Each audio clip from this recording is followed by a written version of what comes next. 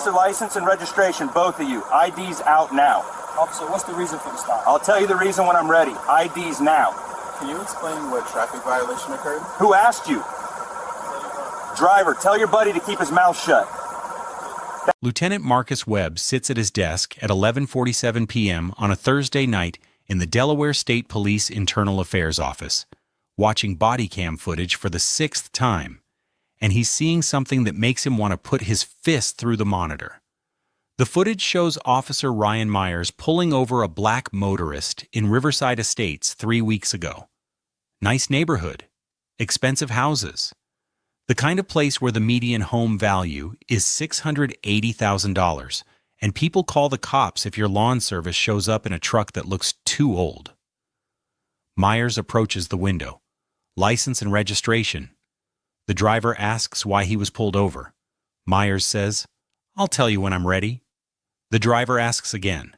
Myers says, "You're in a neighborhood where people pay attention to things that don't belong." Marcus pauses the video, rewinds it, plays that line again. Things that don't belong. He's heard Myers say variations of that phrase in 4 different stops over the past month. Never quite. Crossing the line into something you could write up in a formal complaint. Always just vague enough to have deniability. But the pattern is there if you're looking for it. Marcus has been looking for 3 months. He pulls up the stop data on his other monitor. Officer Ryan Myers, badge 2847, 6 years on the force. In the past 12 months, Myers has made 423 traffic stops. Marcus filters by race. 347 stops of black motorists. That's 82% in a city that's 31% black. He runs the search rates. Myers searched black motorists 44% of the time. White motorists, 9%. Hit rate for finding contraband, 12% for black drivers, 31% for white drivers. The numbers are screaming. Myers is stopping black people at rates that defy statistical probability, searching them at 5 times the rate and finding evidence far less often. Which means he's not actually catching criminals.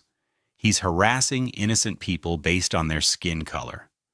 Marcus has been building this case for 3 months. He's reviewed 87 stop reports from Myers and 2 other officers in the same district. He's found patterns. He's documented the vague language they use to justify stops that shouldn't happen. Suspicious behavior. Didn't look right.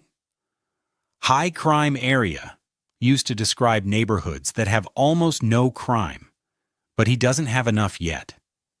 The union will fight this. They'll argue that the officers were using their judgment, that high stop numbers just mean they're working hard, that the searches were all consensual. Marcus needs something undeniable. He needs to catch one of them doing it in a way that leaves no room for interpretation. He's still looking at the data when his phone buzzes. Text message from James Holloway, his friend from college. "Car's in the shop until Monday. Can you give me a ride home from dinner Saturday? I'll buy." Marcus texts back, "Yeah, no problem. Where?" James sends an address for a restaurant downtown. Marcus confirms and goes back to his spreadsheets. He doesn't know it yet, but that text message just gave him exactly what he's been looking for. Saturday night. Marcus picks up James at the restaurant at 8:35 p.m. They've been friends since undergrad at Delaware State. James works in software engineering now, makes good money, bought a house in Riverside Estates 2 years ago. He's engaged, wedding next spring, normal, successful life except for one thing that's not normal at all.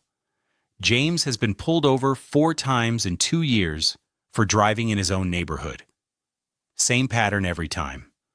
Officer can't explain what law was broken. Questions about where he's going. Whether the car is his, can they search it? James never filed complaints because what's the point? It's your word against theirs and nobody ever believes you. They're talking about James's wedding plans, arguing about whether a DJ or a band is better. When Marcus sees the lights come on behind them, James is driving his gray Honda Civic. They're 2 blocks from his house. They weren't speeding. They used signals. They weren't doing anything. James looks in the rearview mirror. Are you serious right now? Marcus looks back and feels something click in his head. He recognizes that patrol car, District 4, Myers' district. Don't worry about it, just pull over, let me handle this. James pulls into a well-lit area. There's a house with a Ring doorbell visible on the porch. Marcus makes note of that. He pulls out his phone and starts a voice recording, keeping the phone below the window line. If the Bodycam footage mysteriously disappears later, he'll have his own copy. The officer approaches. Marcus watches him in the side mirror. White guy, early 30s, moving with that particular swagger some cops develop when they think they're completely in control of a situation. The officer gets to the window.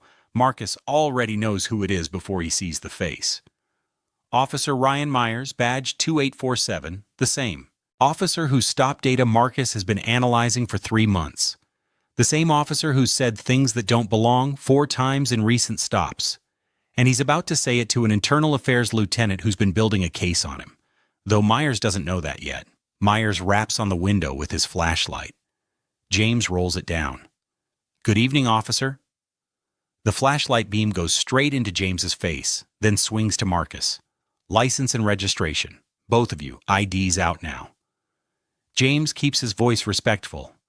Officer, can you tell me the reason for the stop? I'll tell you the reason when I'm ready. IDs. Now. Marcus speaks for the first time, voice calm and conversational. Can you explain what traffic violation occurred? Myers' attention swings to him, and you can hear the irritation. Who asked you? Driver, tell your buddy to keep his mouth shut unless he wants to make this worse. Marcus is recording every word on his phone. He's also watching the body cam on Myers' chest, making sure the little light is on. It is. This is being documented from multiple angles. James tries again. Officer, we weren't speeding. We used our signals. I'm just trying to understand what we did wrong. And there it is. The line Marcus has been waiting to hear someone say directly to him, instead of on a recording. You're in a neighborhood where people notice when things don't look right. Marcus leans forward slightly.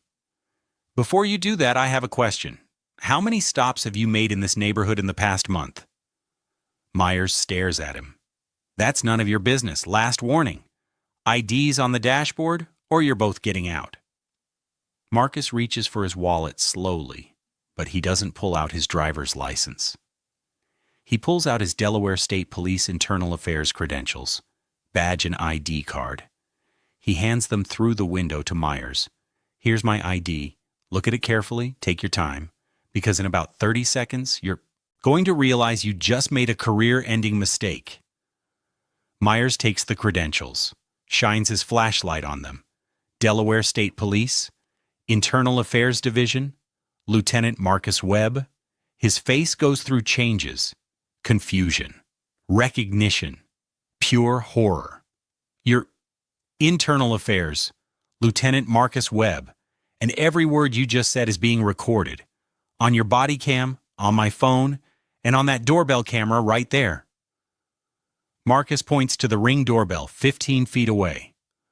So I'll ask you again, Officer Myers. What was the reason for this stop? Myers' mouth opens, closes. No words come out. Marcus continues, voice still perfectly calm. You pulled over a vehicle obeying all traffic laws. You refused to explain the reason for the stop. You made statements suggesting we look out of place in this neighborhood. You threatened to search without probable cause. You want to try again? What was the reason for this stop? I thought the car looked... Myers' voice is shaky. Now, Marcus doesn't help him. Just waits. What traffic law did we violate? Specifically. Myers can't answer because there is no answer. That's what I thought. What's your name and badge number? Officer Ryan Myers, badge 2847. Marcus nods. He already knew, but he wanted it on recording. Officer Myers, I'm going to need you to step back from this vehicle. We're leaving now. And Monday morning, you're going to be called into a meeting with your supervisor and a union representative. I suggest you spend the time between now and then thinking about whether you want to try to explain this stop or whether you want to start looking at other career options. Myers steps back. James drives the 2 blocks to his house without saying a word. They get inside. Close the door. Then James says, "What just happened?" Marcus is already pulling up the phone recording, making sure it captured everything. "I've been investigating Myers for 3 months, building a case on his stop patterns, and he just handed me exactly what I needed." James sits down heavily. "This has happened to me 4 times. 4 times in 2 years, and I never thought anyone would believe me. I believe you. And now I can prove it. Have you ever been right about something for so long that when you finally get proof, you don't even feel vindicated, you just feel tired? Drop a comment if you know that feeling. What Marcus does next is what separates mediocre investigations from cases that change departments. He doesn't just write up the stop and call it a day. He goes back to his office Sunday morning and pulls every single stop Myers has made in the past 3 years, all 1,247 of them. He creates a spreadsheet. Date, time, location, race of driver, reason for stop, whether a search occurred, whether anything was found. Then he does the same thing for the other 2 officers whose patterns looked similar to Myers. 600 stops between them. He works for 14 hours straight, stopping only to get coffee and use the bathroom. By Sunday night, he has a picture that's even worse than he thought. The 3 officers have been working together, coordinating their stops. Not officially. But when Marcus pulls their radio traffic and cross-references it with their personal phones, he finds something. Text messages. Not on department phones, thank God for small favors, but one of them made a mistake. Officer Craig Daniels, one of Myers' colleagues, sent a text meant for his personal phone to the department system instead. The text read, "Got another one. Nice car, wrong neighborhood. He's clean, but I'll run him through the system anyway." They never complain. Marcus reads that text 3 times. Then he calls his captain at home.